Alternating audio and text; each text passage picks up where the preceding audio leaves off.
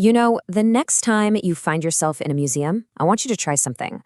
Just walk right past all those grand displays and get up close, really close, to the faces on the ancient statues. Because from Europe all the way to ancient Egypt, or Kemet as its own people called it, there's a mystery that's been hiding in plain sight for centuries. It's one of those things, a strange and really consistent pattern that you'll start to see across thousands of these ancient artifacts. And once you notice it, I'm telling you, you'll start seeing it everywhere.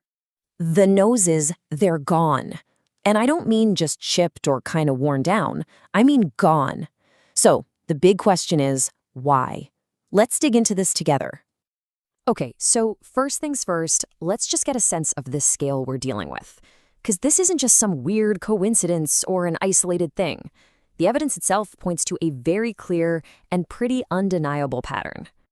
We're not talking about a single damaged piece in the corner of some forgotten exhibit.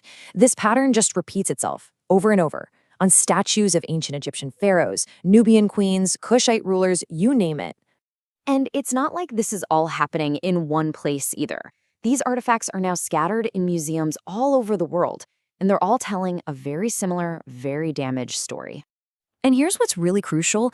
This isn't something that just happened recently. This pattern stretches across centuries, across different dynasties. And that points to something way more systematic than just random luck. And this is where the pattern gets really specific. Just look at the contrast here. We see this consistent, targeted damage on statues of ancient African rulers. But when you look at their Greco-Roman counterparts from around the same time, their features are often way more intact. So the question becomes pretty obvious. Why does this damage seem so selective?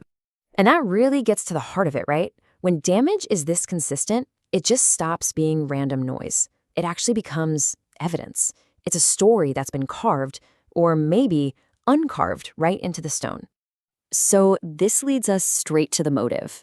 I mean, to understand why someone would do this, we first have to get what these statues actually meant, and specifically why the nose was so incredibly important. See, back in the ancient world, especially in places like Egypt and Nubia, these sculptures, they weren't just abstract art. No way. They were hyper-realistic portraits of actual people. They were basically permanent records of identity. The sculptors were deliberate about everything. The skin tone they depicted, the exact shape of the lips, the texture of the hair, and yep, the width of the nose. These were all intentional markers that told you about a person's family, their lineage, where they were from. A wide nose wasn't a flaw,